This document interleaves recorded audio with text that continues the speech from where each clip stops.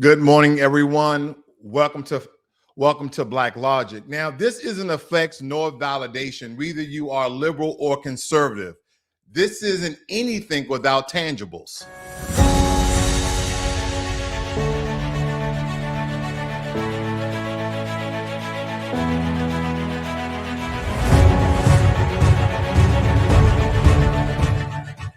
This is not a victory lap. This is not a breakthrough. It's a magic trick, because when a powerful system like the United States government learns your language, it doesn't mean it respects you. It means you found a way to neutralize you.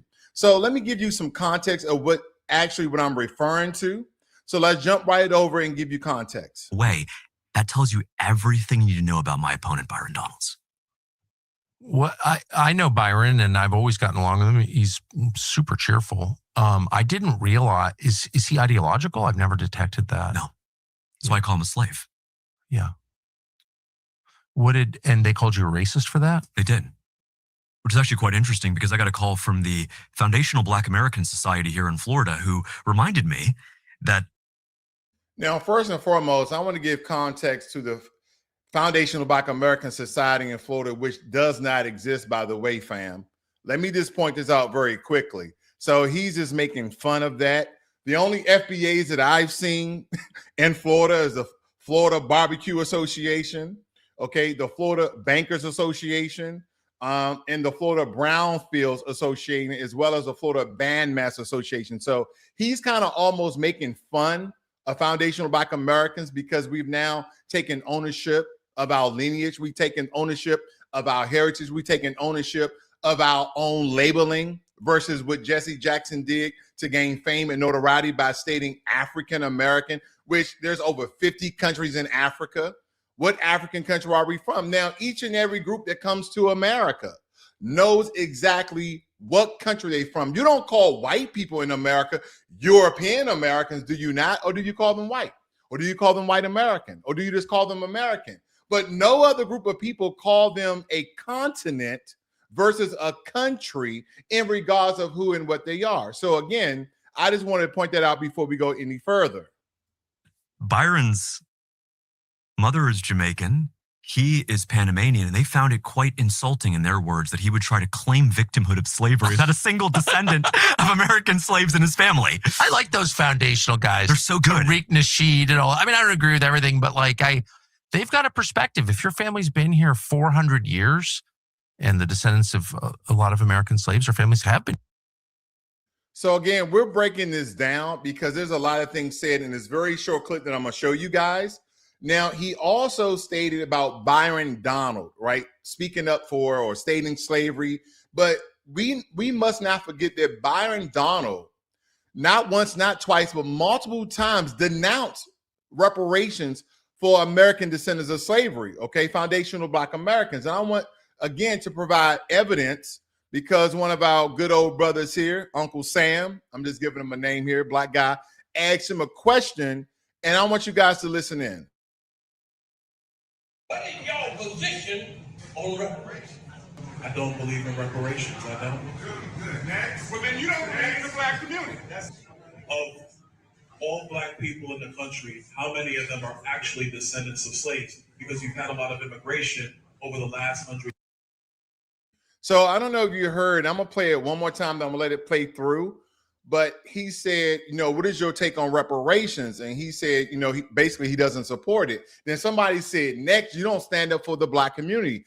Then he goes into some tether babble about where he's from and how can we tell. And I'm going to show you my ancestry.com to give you more context when we reference the term ethnogenesis, no less. You're going to see a admixture of different DNA structures within my DNA that stems from the 1500s all the way till today. But anyway, let's get back into it. I'm gonna rewind it just a little bit here, guys.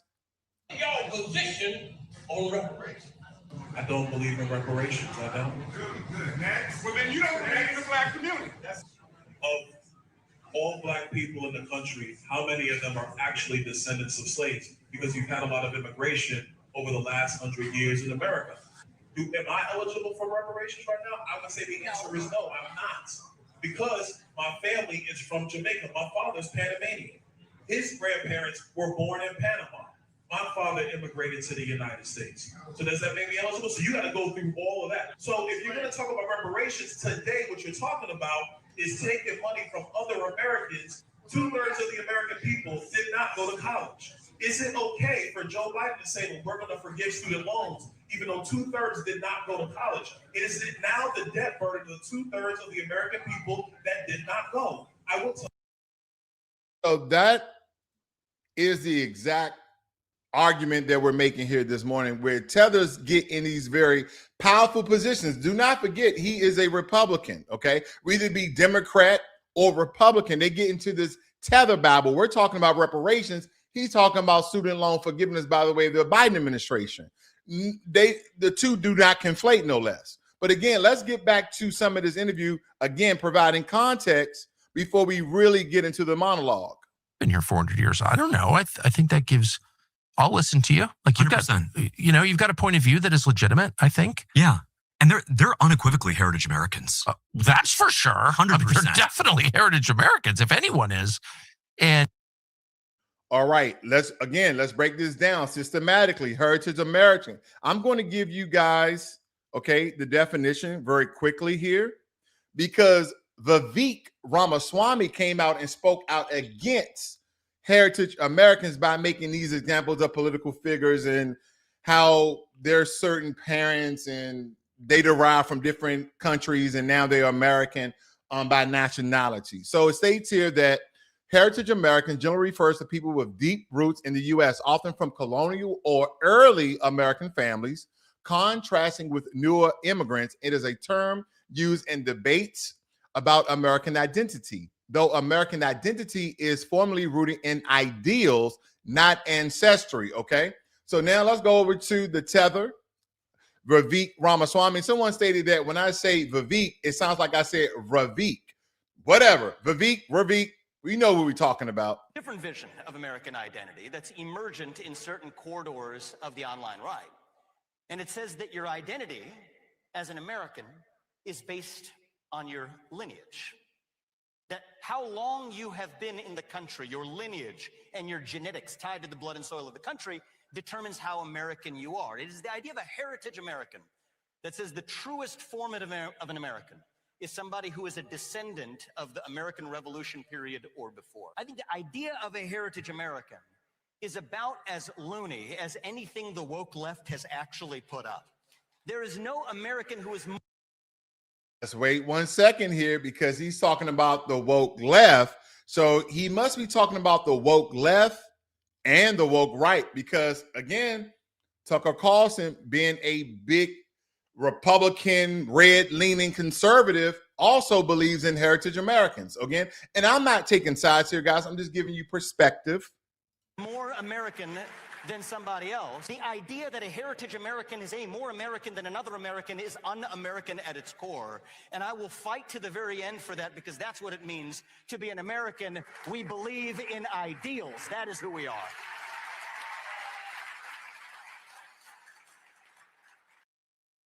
Well, I don't know that to be true or not, but again, we're going to finish this up very quickly and we can get into it, fam.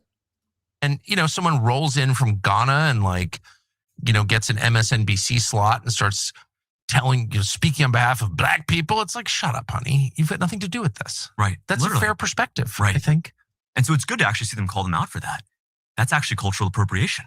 Appropriating the struggle of slavery. I totally agree. And the struggle of slavery was real. I don't think Republicans ever want to really whitewash that. It's real, right? But for we're Byron, against slavery. We're against it. Whether it's in the, West Bank or here or anywhere. Or anywhere. Yeah, against it. And so for Byron's group, his team, to call me and essentially our entire supporting base racists for saying that you're a slave when quite literally you took $45 million. You won't tell us what you agreed to take that money this early in a primary, which is unprecedented. You know this, how unprecedented that kind of money is in an uncontested primary until now. But secondarily, to actually go out and try to gaslight us and think that you're just one of those guys that has been here, since the early 1800s and your family was in the struggle too. You're not. And that's a very interesting term that the foundational Black Americans use. It's called tether. They're tethering these tethers like Byron Donalds.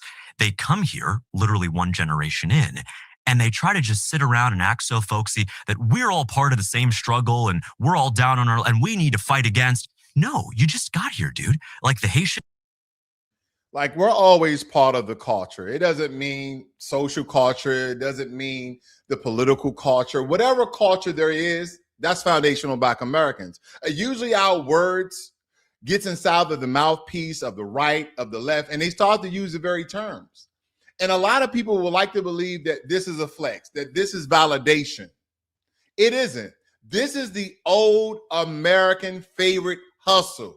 Give Black people recognition and keep the receipts.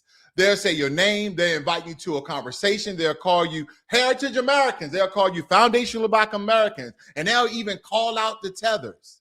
They'll nod their heads like, wow, you've got such a legitimate point of view. You guys have been here for 400, 500 years, and not just the early 1800s, no less, but we're talking about 1526, at least to that point, and some even out of that, because the so-called Native Americans, should I go there? Not today. But anyway, but no less, they'll go back to doing what they've always done, funding everybody else healing. Because every single time foundational Black Americans talk about reparations, there's always some hate comments below. There's always someone stating something in the chat, but no one ever speaks about the money that was given to the Japanese.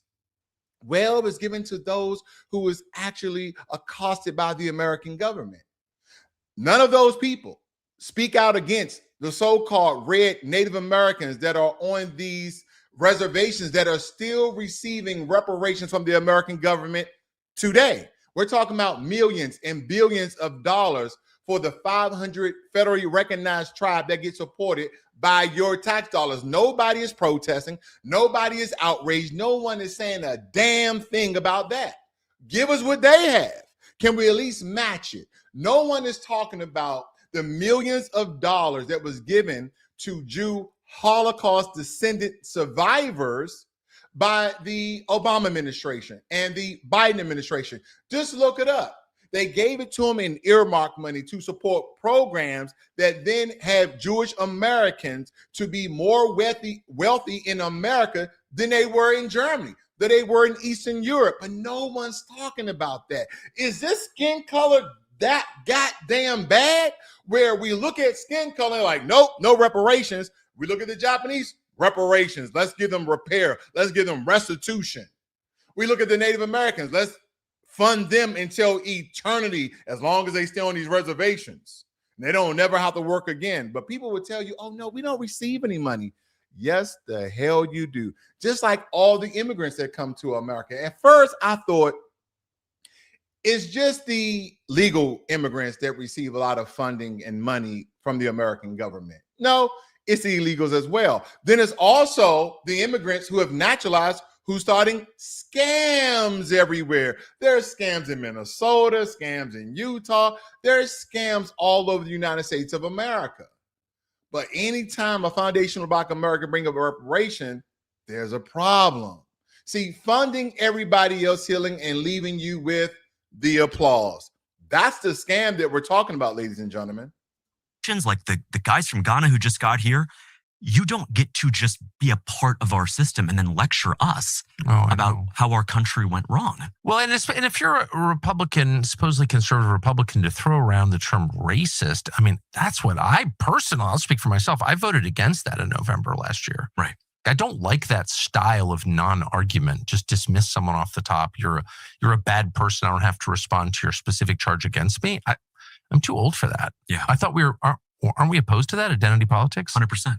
And I'll tell you, the identity politics of the right is probably the greatest it's ever been, but it's actually codified into law, which is the scariest part. I've noticed that. Right? You know, say what you want, but left-wing identity politics never criminalized being a racist to a Black person. And in that sense, like there was never a hate speech law against, which would have been unjust, to call out a Black person or Black culture or anything like that. I think that's deplorable to single out any. As a Christian, I would, of course, condemn that. No, of course. But it's interesting that there's only a hate speech law for one particular foreign nation as opposed to anything. I'm against them entirely because they're blatantly unconstitutional. They violate the First Amendment. Of course. But it's interesting that right-wing identity politics has gotten to this point where anti-Semitic is just a term. I mean, I got a call from the Sun Sentinel editorial board. They were interviewing me the other day, and they said, well, let's get right into it, because first and foremost, ladies and gentlemen, when someone is addressing you as an African American, you don't adhere to that term because you don't know what African nation you're from. Africa has over 54 countries and is a continent, no less. Call them, especially, no matter where they're from. If they're from Europe because they're white, call them a European American. Don't call them a white American. Don't call them white. Because if they want to use that particular term, call them a continent. Call them a country, no less. Okay? If someone state that that is from Central America, call you an African American, call them a Central American. Okay? So again, we can play this term back and forth. But no, let me translate what's happening here in this interview that we, this clip that we're watching here. Because when Tucker Carlson sits in a chair, and some say versions of, I like those foundational guys, the Tariq Nasheeds and all of them, he's not cutting a check. He's just a media mouthpiece that is hearing to James Fishburne, Fishback, whatever his name is, that's running for the governor's slot in Florida. He's not moving legislation. He's not endorsing reparation because, as a matter of fact, Tucker Carlson actually denounced reparation as well. He laughed about it. He's doing something far more useful to him. He's grabbing our identity like a prop and placing it inside the political storyline. But the right-wing ecosystem is not built on policy first. It's built on culture, and it's built on cultural war theater first. This is all this political theater, ladies and gentlemen. And the goal is not to solve our problem, because America owes foundational Black American a debt. And every single time I say that, I get the hate speech. I get the hate comments. But again, as I gave you reference points earlier about the different groups who still to this day receive reparation, hush over Jerusalem. I don't hear a damn thing. The goal is to use your pain as a weapon against someone else. So if a candidate is beefing with another candidate and somebody discovers a pressure point like Lineage, then suddenly the microphone accidentally finds our community. So also I want to cover something else here, because we talk about ethnogenesis, right? And I'm gonna give the definition very quickly here, because a lot of people really don't understand what ethnogenesis is. Okay, I'm gonna give you the book definition here. It says it is a process by which a distinct ethnic group forms, develops, and emerges, stemming from shared history, culture, or self-identification, or again, a collaborative of them all, often involving factors like migration, conquest, cultural fusion, or revitalization efforts leading to new collective identities. And they gave examples like the English or the Seminoles. We can say Black Seminoles in those regards. It goes on to state it challenges simple assimilation models by showing how groups adapt and create new, unique cultural systems from their origins and host societies, rather just disappearing into a dominant culture. And we know that foundational Black Americans have went through an ethnogenesis because we are a admixture of different groups. Let me point this out to you guys.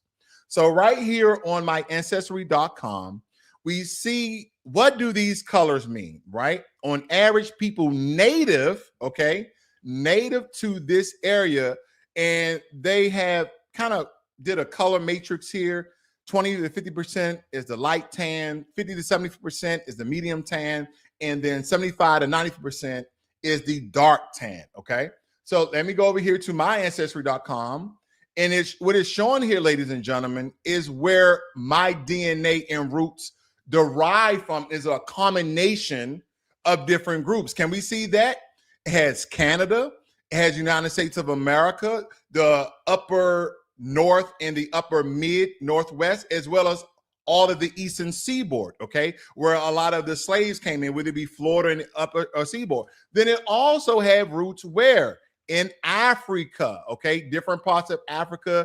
This looks like, what's that, Mozambique, maybe around that area, New Guinea, Mali, Benin, Togo, Nigeria, Burkina Faso. We have all these different countries in West and South Africa.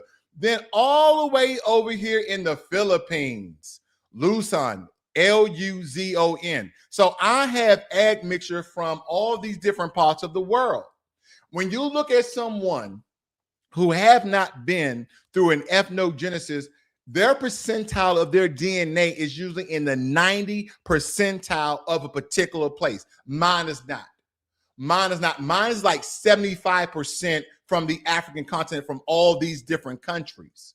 Okay. And here's another thing. No African country is going to lay claim to me, right? You have to go over there and you have to become a citizen. You have to pay this. You have to pay that. You have to bring wealth to the continent. No one say, you know what? You're Black, and we see that you trace your roots back to West Africa, South Africa, and all these different African countries are going to give you your citizenship. So you always have a home. No. It doesn't work that way. If I went over to the Philippines, Luzon, I say, hey, listen, I have ancestry DNA from this landmass. Will you give me citizenship in this country? Absolutely not. Let's go a little bit further. Also, here in Europe, we're talking about Scotland, Wales, in the UK, Great Britain. I have all this different DNA admixture from Europeans, Asians, African, and the so-called Native Americans and the Black Aboriginal tribes in America before the colonial slave masters, the Pilgrims came over. So again, that's an ethnogenesis, because as a foundational Black American, we have our own culture. It is not just all hip hop. It's not just all soul food. See, I like to lean towards the sciences. I like to lean towards the inventions of things. That is where our power comes from, because we have not only contributed to society, but we have contributed to the world, no less. But people will like to call us stupid and dumb because of the things that we say and do on TV, that the 2% of our lowbrow community that they exploit for their own demise. Now, here's the thing that I really want to get at. This whole find your community, the way that they give a microphone to FBA, that's not because they love you. It's because your leverage. This is where Black people keep getting played each and every time. We celebrate visibility like it's a victory. No, just because Tucker Carlson stated foundational Black America or foundational, or this guy James Fishback has saying foundational Black American, they are still not endorsing the check. They're still not petitioning the government for reparation, cash payments. But some people say, but this is visibility. But visibility has never paid a mortgage. You can't deposit validation into a bank account. Hey, we got you guys visible here. We got your validation from Tucker Carlson and James Fishback. Let's go ahead and deposit it inside of a bank account. Absolutely not. You can't pay property tax with a Tucker Carlson compliment. You can't buy land with a viral clip. And the sad truth is this: America has mastered giving us the cheap stuff. A street name, a flag on a building, a Juneteenth post, a photo op, a "we hear you" speech, a word like we recognize FBA now in the mainstream media and in some political apparatuses. That's not empowerment. That's branding. Now, let's deal with the line that people keep repeating like it's scripture. They don't owe anybody anything. That is an absolute lie. America has apologized and backed it with material redress in multiple ways for multiple groups, okay? And I've given you guys these examples, but the U.S. formally apologized and paid $20,000 to surviving Japanese Americans that were incarcerated during World War II under the Civil Liberties Act of 1988. They have been formally reparations and restitution frameworks connected to the Holocaust era, including agreements and compensation structures in Europe. And then indigenous claims were handled through large-scale claim processes, even if disrupted and imperfect, because some people say, well, they gave Native American this, and then they've taken it back. But now to this day, including federal structures like the Indian Claims Commission era. So don't tell me that America doesn't do tangibles. America does tangibles. America does tangibles when the political cost is manageable, or when the moral pressure is intentional, or when the group has some sort of leverage, or when the state wants to close the chapter. But when it comes to foundational Black Americans, those damn FBAs, they want that chapter to stay open forever because an unpaid debt creates a permanent underclass. Oh, they would hate for us to get the bag, wouldn't they not? Here's the uncomfortable reality, fam. Nationally, the most famous federal vehicle people point to is HR Do Nothing Bill 40, about a study and developing reparation proposals, not writing checks tomorrow morning. They're not doing that. They just want to keep studying reparations. Listen, I can show you my entire library. I showed my wife my library. She's like, damn, babe, I didn't know you had that many books on these particular topics and subjects and things. I have over 300-400 books about slavery and redlining. You name it, I have it, okay? But again, that's nothing. We don't need to study it. This country already knows what our ancestors been through. They know what we go through today. And locally, there have been city and state attempts like Evanston, Illinois, creating a reparation program tied to housing. Shout out to our brother Afro Elite. But the gap between talk and transfer is still massive. And that's the point. The system can tolerate conversation forever. Again, the system, they can tolerate us talking about it forever. What it cannot tolerate is payment, because we're talking about the trillions of dollars. Now, Marian Anderson, who was a candidate during the run for the presidency when it was, President Trump and Kamala Harris and all these people running for president, she was the only one speaking about cash payment reparations. She said $1 trillion, but we know it's more than that. But at least it's a start. And this is where I'm going to say something that makes people mad, okay? And you guys know me by now. That's why you're here. I don't care. There are too many folks who are being trained to chase identity labels like they're Pokemon cards. We got a new term. We're mainstream now. Tucker said it. We did it. No! We don't care what these people say. We don't care what these people co-align with. We don't care what these people recognize. We don't care what these people validate. This is not a flex. You didn't do anything until the government can't function comfortably without addressing you. Come on now. They can address us all the time. As a matter of fact, if you go to the U.S. Census Bureau.gov and you look up about race, it will have white, Black, Asian, what is considered Hispanic, and others. And when you come to the Black portion of it all, it says African American / Black American. This is a label. Doesn't mean any power. A name is not power. A name is a tag on the cage. And if you can call FBA, if you can call ADOS, if you can call Black American descendants of slaves heritage Americans, I don't care what you call it. If the check doesn't clear, it's just branding. They're just putting a name on it. They're just calling it out. So what? Because look at the context around the clip that we just referenced. That conversation isn't happening in a vacuum.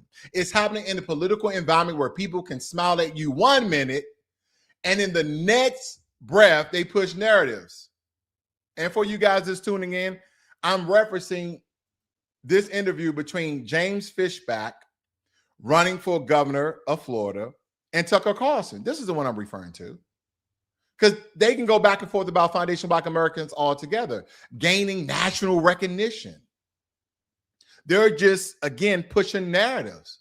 They're in the next breath of this whole conversation that they had, this whole interview, pushing narratives like replacement panic and anti-white racism as a real emergency. And when somebody's campaign energy is rooting in we're under siege, your identity becomes useful only as a tool to prove they aren't racist, while they weaponize you against other Black people and other immigrants or political opponents. We're not standing up for immigrants.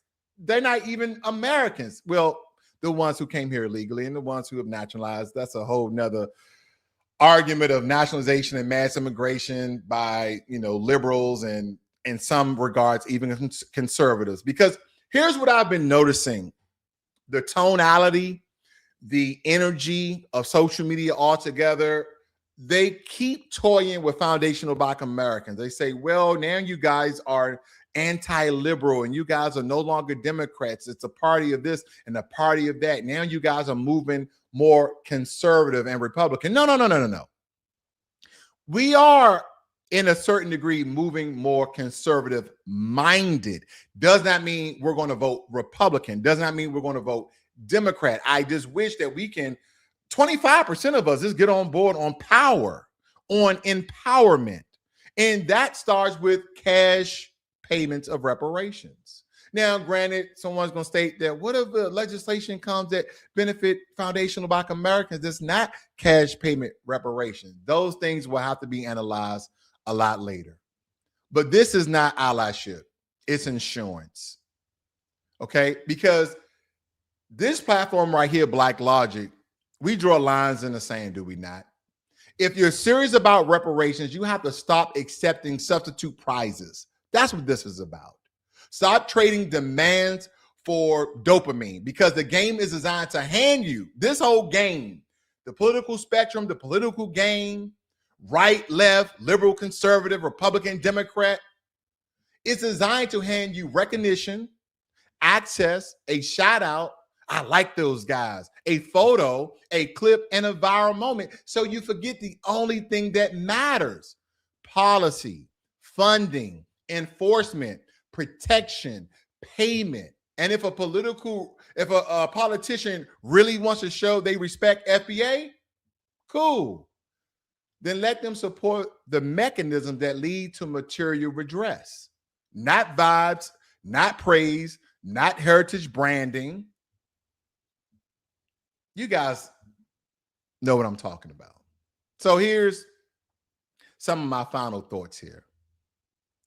Tucker Carlson saying FBA is not a win. It's a mirror. It shows you exactly how America sells to Black people. They give us recognition without the resources. But we're not doing that today. Not on this platform, BlackLogic. No. Because you don't build wealth with validation. You build wealth with transfers. You don't build freedom with applause. You build freedom with policy. So let them say it again and again and again. Say FBA louder and louder and louder. Say it on every podcast. Say it on every stage. Because FBA is not a group. FBA is not a coalition. We do not have a leader. This is who and what we are through an ethnogenesis. But after they say it all, ask the only question that matters. Where's the money? Where's the bill? Where's the enforcement? And where is the damn repair? You guys have a great morning.